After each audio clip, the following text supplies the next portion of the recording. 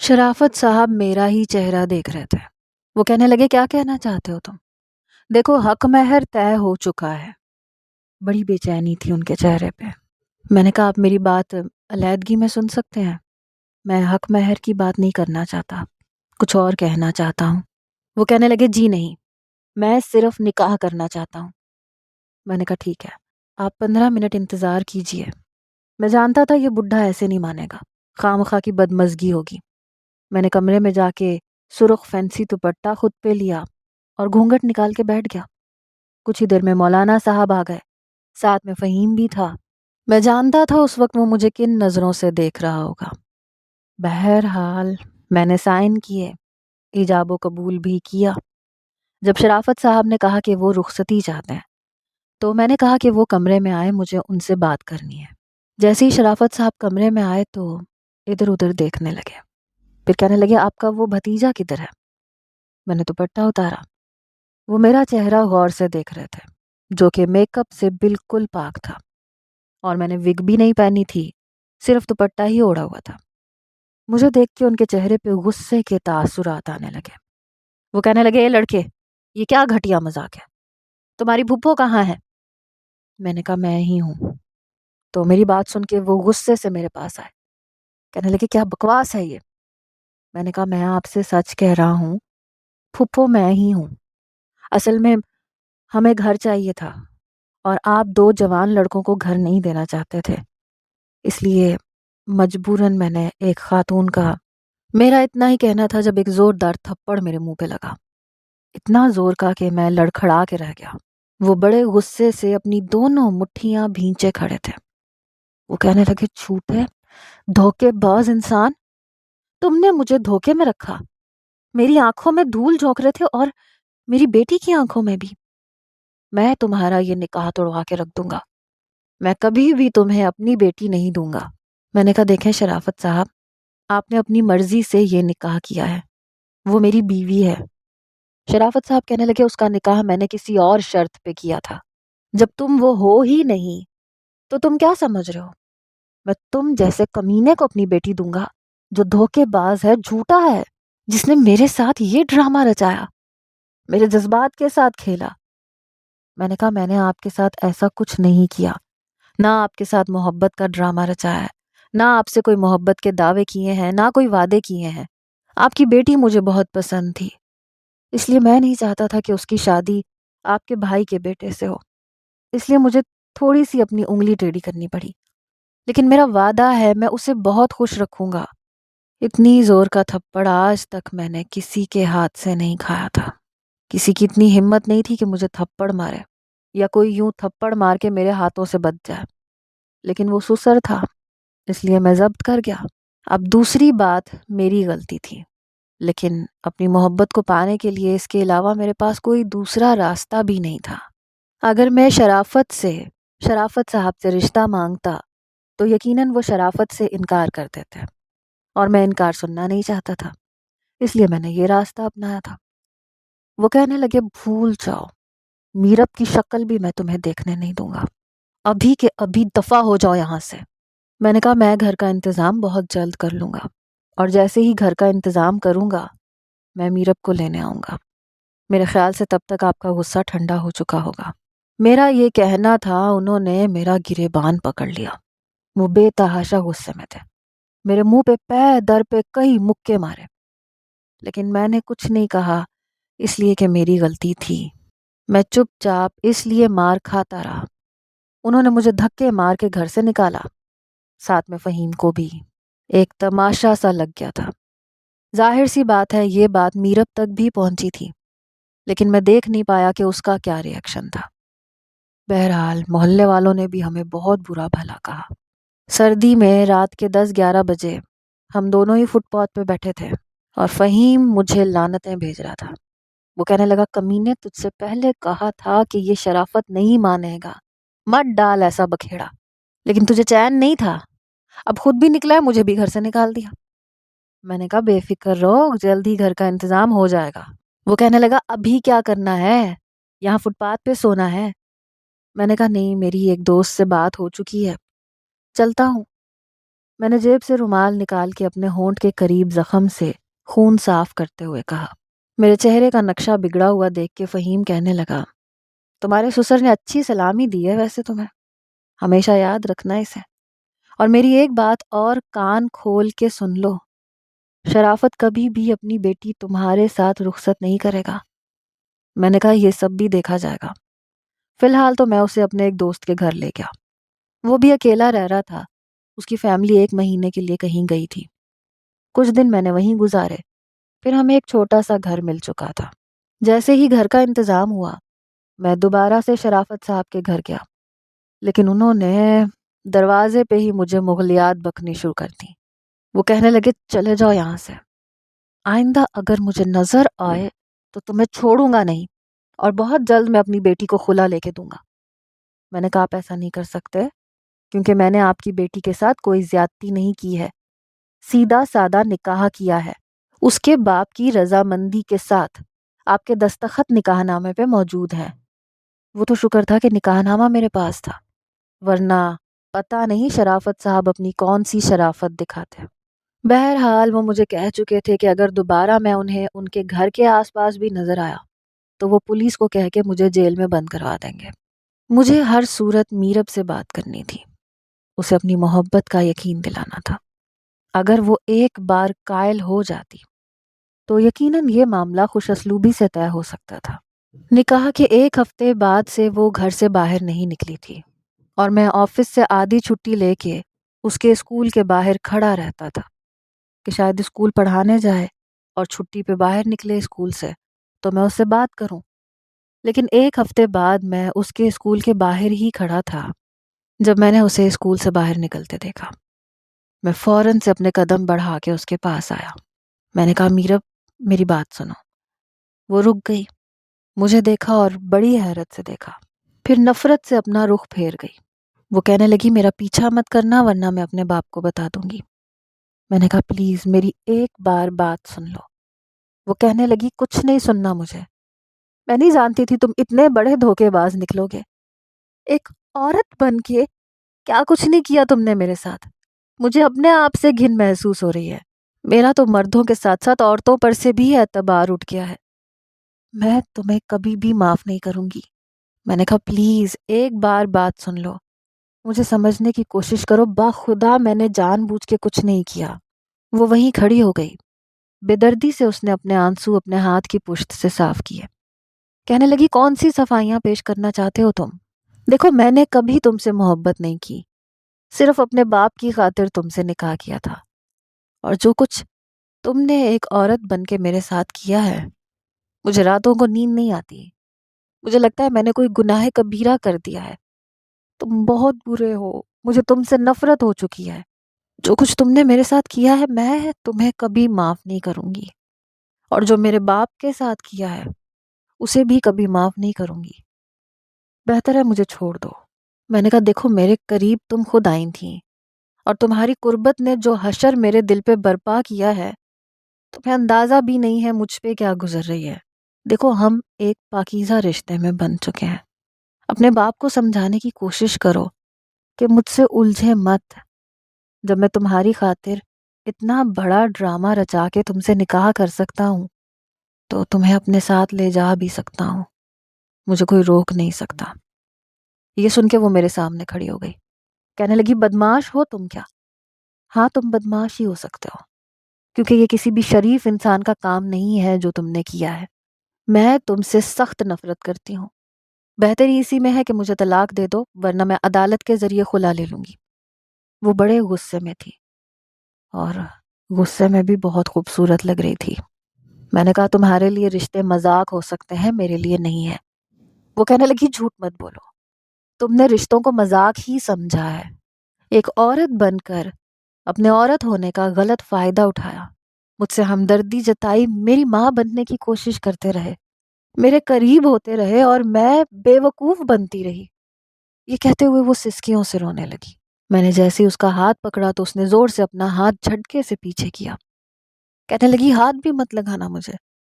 میں نے کہا پلیز مجھے موقع تو دو بات کرنے کا، میرے ساتھ چلو، تمہاری ساری غلط فہمی دور کر دوں گا۔ دیکھو شادی تو تم نے کرنی تھی نا، تو مجھ سے ہو گئی نا. میں تم سے بہت محبت کرتا ہوں. تمہیں اتنی محبت دوں گا کہ تم بھول جاؤ گی ہمارے بیچ ہوا کیا تھا. میری بات سن کے وہ کہنے لگی میں تمہاری شکل بھی دیکھنا نہیں چاہتی، رخصتی تو بہت دور کی بات ہے. یہ کہہ کے وہ آگے جا چکی تھی. میں اس کے پیچھے ہی آ رہا تھا، لیکن وہ سامنے سے آنے والی بس پہ چڑھ گئی. میں جب اپنے گھر واپس آیا تو فہیم مجھے پریشان دیکھ کے کہنے لگا کیا ہوا؟ میں نے کہا کچھ نہیں، آج میرب سے ملا تھا. کہنے لگا تو ظاہر سی بات ہے انکار کر دیا ہوگا اس نے. میں نے کہا ہاں. تو کہنے لگا یہی ہونا تھا، تم نے خام خواہ نکاح کا پنگا ڈال کے مجھے بھی مصیبت میں پھنسا دیا. اچھا خاصا بڑا گھر تھا، سکون سے رہ رہے تھے. میں نے کہا ابھی چپ کرو گے یا پھر میں اپنا سارا غصہ تم پہ نکال دوں. وہ جانتا تھا مجھے لڑنا آتا ہے، میں نے فائٹنگ بھی سیکھ رکھی ہے اور کافی سال جم بھی جوائن کیا تھا، اسی لیے وہ چپ ہو کے بیٹھ گیا. لیکن میں سوچ میں پڑ گیا تھا کہ اب کیا کروں. وہ تو کچھ سننے کو تیار ہی نہیں تھی، بالکل اپنے باپ جیسی تھی، بد دماغ قسم کی. لیکن بہرحال پیچھے ہٹنا تو میں نے بھی نہیں سیکھا تھا. 2-4 بار اس کے اسکول کے باہر ہی کھڑا ہو جاتا. جب وہ باہر آتی تو اس سے بات کرنے کی کوشش کرتا کہ شاید کبھی تو وہ میری بات سنے، لیکن اب تو وہ مجھے دیکھ کر ہی رخ بدل جاتی تھی. اس قدر تیز قدم اٹھاتی ہوئی چلی جاتی اور میں پکارتا رہ جاتا، لیکن وہ جواب تک نہیں دیتی تھی. ایک بار میں نے اس کا ہاتھ پکڑ لیا. میں نے کہا میری بات سنو ورنہ بہت پچھتاؤ گی. میں نہیں جانتا تھا کہ میرب بھی اپنے باپ جیسی ہوگی. اس نے پلٹ کے ایک زوردار تھپڑ میرے منہ پہ مارا اور اپنا ہاتھ چھڑوا لیا. کئی نوجوانوں نے یہ سب دیکھا. وہ ہم دونوں کے قریب آ گئے، کہنے لگے کیا ہوا ہے؟ میں نے کہا کچھ نہیں ہوا، یہ ہم دونوں میاں بیوی کا معاملہ ہے، آپ لوگ جا سکتے ہیں. لیکن میرب صاف مکر گئی، کہنے لگی یہ جھوٹ بول رہا ہے، میرا اس سے کوئی نکاح نہیں ہوا. یہ سن کے وہ نوجوان میرا گریبان پکڑنے لگے، کہنے لگے لڑکی کو چھیڑتا ہے اور نکاح کا جھوٹا ڈرامہ رچاتا ہے. میں نے کہا دیکھو پیچھے ہٹ جاؤ، میں سچ کہہ رہا ہوں، یہ لڑکی میری بیوی ہے، میرے نکاح میں ہے. بیچ میں آؤ گے تو بہت برا ماروں گا. لیکن انہیں لگ رہا تھا شاید میں جھوٹ بول رہا ہوں. ایک لڑکے نے میرے منہ پہ مکہ مارا اور میرا یہ حال کہ میں پاگل ہو گیا. میں نے کسی کو نہیں چھوڑا، سب کو دھو کے رکھ دیا. مجھے یوں لڑتا دیکھ کے میرب کا منہ کھلے کا کھلا رہ گیا. میں نے مار بھی کھائی تھی، ظاہر سی بات ہے ان لڑکوں نے مجھے مارا بھی تھا، لیکن میں نے بھی مارا تھا، مار مار کے انہیں اٹھنے کے قابل بھی نہیں چھوڑا تھا. اب وہ واقعی خوفزدہ ہو گئی. اس نے جلدی سے رکشہ پکڑا اور چلی گئی. وہ نوجوان جو میرے ہاتھوں پٹ گئے تھے وہ ڈر کے مارے ایک طرف ہو کے بیٹھ گئے. میں اپنا پسینہ صاف کرتا ہوا وہاں سے چلا گیا. آفس گیا تو میرا بگڑا ہوا حلیہ دیکھ کر میرے کولیگز اس سب کی وجہ پوچھنے لگے. میں نے کہا ایسے ہی راستے میں کسی سے جھگڑا ہو گیا تھا. نہ کام میں دل لگ رہا تھا، نہ گھر میں دل لگ رہا تھا. کافی دن میں دوبارہ سے میرب کے اسکول کے چکر لگانے لگا، لیکن اب وہ اسکول نہیں آ رہی تھی. شاید بہت زیادہ ڈر گئی تھی. سمجھ میں نہیں آ رہا تھا کہ اس کو کیسے بات کروں. میں اسے کئی بار فون بھی کر چکا تھا لیکن وہ بات نہیں کرتی تھی، فون تک نہیں اٹھاتی تھی. پھر ہوش میرے اس وقت اڑے جب خلا کا نوٹس میرے گھر تک پہنچا. میں نے خلا کا وہ نوٹس پھاڑ کے پھینک دیا. میں جانتا تھا میرب شرافت سے میرے ساتھ نہیں آئے گی. میں نے ایک ٹیکسی والے سے بات کی. رات کے 2 بجے میں شرافت صاحب کے گھر پہنچا. جب میں دیوار کود کے اندر گیا تو ٹیکسی ڈرائیور مجھے بڑی حیرت سے دیکھ رہا تھا.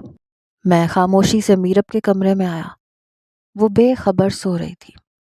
میں نے جیب سے کلوروفارم کا رومال نکالا اور میرب کے ناک پہ رکھ دیا. بس ذرا سا دبایا تھا. وہ اس سے پہلے کہ احتجاج کرتی ہوش کی دنیا سے غافل ہو چکی تھی. میں نے اسے اپنی کمر پہ کسی سامان کی طرح لادا. بڑے آرام سے اسے کمرے سے باہر لے آیا. میں جانتا تھا رات کو شرافت صاحب نیند کی اور بلڈ پریشر کی گولیاں کھا کے سوتے ہیں، اتنی جلدی ان کی آنکھ نہیں کھلے گی. اس لیے جب میں گھر سے باہر نکلا تو ٹیکسی ڈرائیور میرے کندھے پہ ایک خوبصورت لڑکی کو دیکھ کے منہ کھولے مجھے حیرت سے دیکھ رہا تھا. میں نے ٹیکسی کا پچھلا دروازہ کھولا، میرب کو بڑے آرام سے پچھلی نشست پہ لٹایا. پھر دروازہ بند کیا اور آگے بیٹھ گیا۔ اس سے پہلے کہ ٹیکسی ڈرائیور کچھ کہتا، میں نے جیب سے ایک تیز دھار والا چاقو نکالا۔ میں نے کہا چلو۔ وہ بری طرح سے گھبرا گیا، اسی لیے خاموشی سے وہ میرے بتائے ہوئے پتے پہ پہنچ گیا، جو کہ شہر سے کچھ دور تھا۔ وہ ایک زیر تعمیر عمارت تھی، ٹوٹی پھوٹی سی، جہاں میں میرب کو لے کے آیا تھا۔ وہ ابھی بھی بے ہوش تھی۔ بس کچھ ہی ایسے گھر تھے جن کے کمروں کے دروازے لگے ہوئے تھے۔ میں میرب کو اٹھا کے ایسے ہی ایک فلیٹ میں لے کے آ گیا، اسے کمرے میں لے جا کے زمین پہ لٹا دیا اور دروازہ بند کر دیا۔ پھر میں خود بھی وہیں بیٹھ گیا۔ میں کوئی بدماش نہیں تھا، نہ کوئی کڈنیپر تھا، لیکن بیوی کو شرافت کی زبان سمجھ نہیں آ رہی تھی، اس لیے مجھے یہ قدم اٹھانا پڑا۔ وہیں بیٹھے بیٹھے میری آنکھ لگ چکی تھی۔ صبح میری آنکھ دروازے کے تھر تھر آنے پہ کھلی۔ میں نے دروازہ بند کر کے اندر ہی تالا لگایا ہوا تھا۔ میرب ہوش میں آتے ہی دروازہ کھولنے کی کوشش کر رہی تھی۔ میری آنکھ کھلی تو وہ رو رہی تھی۔ میں نے کہا یہ کیا کر رہی ہو؟ کہنے لگی تم بہت گھٹیا انسان ہو، کیوں تالا لگایا ہے اور مجھے یہاں کیسے لے کے آئے ہو؟ میں تو اپنے گھر پہ تھی۔ میں نے کہا بہت پاپڑ بیلنے پڑے ہیں یار تم سے شادی کرنے کے لیے۔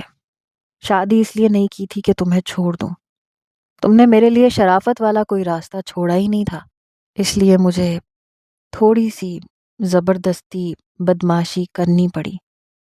وہ کہنے لگی کھولو دروازہ۔ میں نے کہا پہلے میری بات سنو پھر کھول دوں گا۔ کہنے لگی نہیں دروازہ کھولو، مجھے کچھ نہیں سننا۔ لیکن میں اس کے قریب آ چکا تھا۔ مجھے اپنے اتنے قریب دیکھ کے وہ پیچھے ہٹی۔ میں نے کہا بات تو سننی پڑے گی، اور آج تمہارے پاس میری بات سننے کے علاوہ دوسرا کوئی چارہ نہیں ہے۔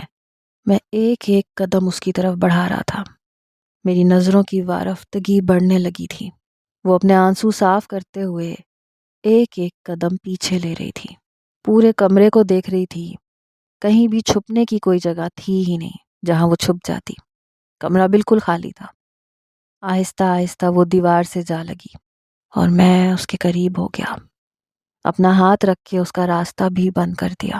وہ کہنے لگی آرش پلیز مجھ سے دور رہو۔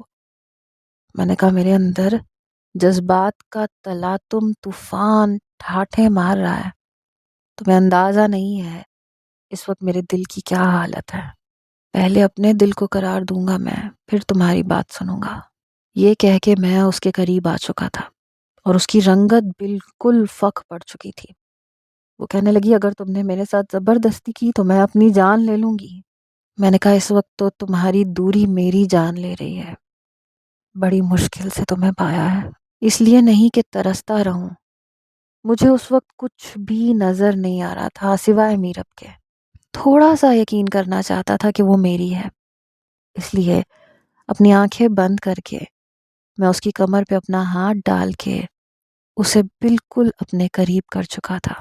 اتنا قریب کہ یہ سمجھنا مشکل تھا کہ میرے سینے میں کس کا دل دھڑک رہا ہے، میرا یا میرب کا۔ دونوں کے دل کی دھڑکنیں بہت تیز تھیں، دل کو کچھ کچھ قرار آ رہا تھا، لیکن جذبات عروج پہ جانے لگے تھے۔ بے خودی میں اس کی کمر پہ میری انگلیاں رقص کرنے لگیں، لیکن وہ بہت خوفزدہ تھی۔ بار بار اس کی التجائیں میرے کانوں میں سسکیوں کے ساتھ سنائی دے رہی تھیں، پلیز عائش پلیز۔ پتہ نہیں کیوں مجھے اس پہ ترس آ گیا۔ میں نے اسے فوراً چھوڑ دیا، لیکن اس کے ماتھے پہ اپنی محبت کی مہر ضرور لگائی تھی۔ وہ پوری کی پوری کانپ رہی تھی، ایسے لگ رہا تھا ابھی بے ہوش ہو جائے گی۔ میں نے اس کا ہاتھ پکڑا، اسے دروازے کے پاس لے آیا، جیب سے تالے کی چابی نکالی اور سیڑھیاں اتر کے نیچے آ گیا۔ کچھ ہی دیر میں مجھے ٹیکسی مل چکی تھی۔ میں سیدھا ریلوے اسٹیشن گیا، وہاں سے 2 ٹکٹ لیے۔ وہ مجھے حیرت سے دیکھ رہی تھی، بار بار دھیمے لہجے میں کہہ رہی تھی عائش کہاں لے کے جا رہے ہیں مجھے؟ میں نے کہا جہاں میرا جی چاہے گا میں لے کے جاؤں گا، اور خبردار جو تم نے شور مچایا تو۔ میں سامنے پلیٹ فارم پہ کھڑی ٹرین میں بیٹھ چکا تھا۔ وہاں اور بھی بہت سے مسافر تھے۔ کھڑکی کے پاس میرب کو بٹھایا، خود اس کے برابر میں بیٹھ گیا اور پھر اس کا ہاتھ پکڑ لیا۔ اندر ہی اندر یہ ڈر بھی تھا کہ کہیں وہ سب کے سامنے شور نہ مچا دے اور میرے اور اس کے مابین ہونے والے رشتے سے مکر نہ جائے۔ بہرحال ٹرین بس 5 منٹ کے لیے ہی وہاں رکی تھی، پھر آگے کا سفر شروع ہو چکا تھا۔ وہ بالکل چپ تھی، گمسم بیٹھی تھی، بار بار اپنے دوپٹے سے اپنے آنسو صاف کر رہی تھی۔ میں جانتا تھا اس وقت وہ مجھے ہی برا بھلا سمجھ رہی ہوگی، لیکن میں بھی کیا کرتا، محبت میں بھی بے بس ہو گیا تھا۔ میں اسے پنڈی لے جا رہا تھا جہاں میرے گھر والے رہتے تھے۔ ابھی تو گھر جا کے بھی سب سے سامنا کرنا باقی تھا، جو اس بات سے انجان تھے کہ میں نکاح کر چکا ہوں۔ میں نوکری کی غرض سے لاہور آیا تھا، اور میری والدہ کو اپنی بھتیجی میرے لیے پسند تھی۔ وہ چاہتی تھی کہ میری اچھی سی نوکری لگ جائے، تبھی وہ میری منگنی کریں گی۔ لیکن میں اب اپنی بیوی کے ساتھ پنڈی جا رہا تھا۔ پتہ نہیں میرے گھر والوں کا کیا ری ایکشن ہونا تھا، اور اس پر میری بیوی کی نفرت، وہ میرا ساتھ دینے کے لیے بھی تیار نہیں تھی۔ اس وقت میں ذہنی الجھن کا شکار تھا۔ شام تک ہم لوگ پنڈی پہنچ چکے تھے۔ جیسے ہی میں اسے لے کے باہر آیا تو اس نے رونا دھونا مچا دیا، کہنے لگی مجھے میرے باپ کے پاس واپس جانا ہے۔ میں نے کہا دیکھو یہاں اسٹیشن پہ تماشا مت بناؤ، میں تمہیں اپنے گھر لے کے جا رہا ہوں، اپنی فیملی کو بتانے کہ میں نے نکاح تم سے کیا ہے، صرف عیاشی کے لیے نہیں کیا، سچ مچ تم سے نکاح کیا تھا، اور میں تمہیں پوری عزت دینا چاہتا ہوں۔ پلیز میرے گھر والوں کے سامنے تماشا مت لگانا۔ لیکن شاید اس پر میری کسی بات کا کوئی اثر ہی نہیں ہوا۔ جیسے ہی میں اسے گھر لے کے گیا، میرے والد اور والدہ یہ دیکھ کے حیران تھے، دونوں ہی میری طرف بڑھ رہے تھے۔ میرے والد بڑے غصے سے کہنے لگے کون ہے یہ لڑکی؟ اس سے پہلے کہ میں کچھ بتاتا، میرب کہنے لگی یہ مجھے اغوا کر کے لایا، اس نے زبردستی مجھ سے نکاح کیا ہے۔ میں نے حیرت سے اسے دیکھا تھا، اور میرا باپ مجھے کھا جانے والے انداز سے دیکھ رہا تھا۔ میرے باپ نے میرا ہاتھ میرب کے ہاتھ سے چھڑوایا اور میرے منہ پہ ایک زوردار تھپڑ مارا۔ میری والدہ بھی مجھ تک پہنچ چکی تھی، میرے کندھے پہ سر رکھ کے رونے لگی۔ وہ کہنے لگی آنٹی، انکل، پلیز مجھے اس سے بچا لیں، یہ مجھے اغوا کر کے یہاں لے کے آیا، اس نے زبردستی مجھ سے شادی کی ہے، نکاح کیا ہے، میں اس کے ساتھ شادی نہیں کرنا چاہتی تھی۔ وہ روئے جا رہی تھی۔ میرے باپ نے میرا گریبان پکڑ لیا، 2-4 تھپڑ میرے منہ پہ رسید کیے۔ وہ کہنے لگے تمہیں شرم نہیں آئی ایسی حرکت کرتے ہوئے؟ مت بھولو تمہاری بھی بہنیں ہیں۔ میں نے کہا یہ جھوٹ بول رہی ہے، اس لڑکی نے اور اس کے باپ نے اپنی مرضی سے میرے ساتھ نکاح کیا ہے۔ وہ کہنے لگی یہ جھوٹ بول رہا ہے، اس نے میرے باپ کو دھوکہ دیا ہے۔ بہرحال میری والدہ اسے چپ کروانے لگی، اسے کمرے میں لے گئی۔ میرے والد کہنے لگے ٹھیک ہے، اس کے والد کو فون کرو، انہیں یہاں بلاؤ، میں اس لڑکی کو اس کے باپ کے حوالے کروں گا۔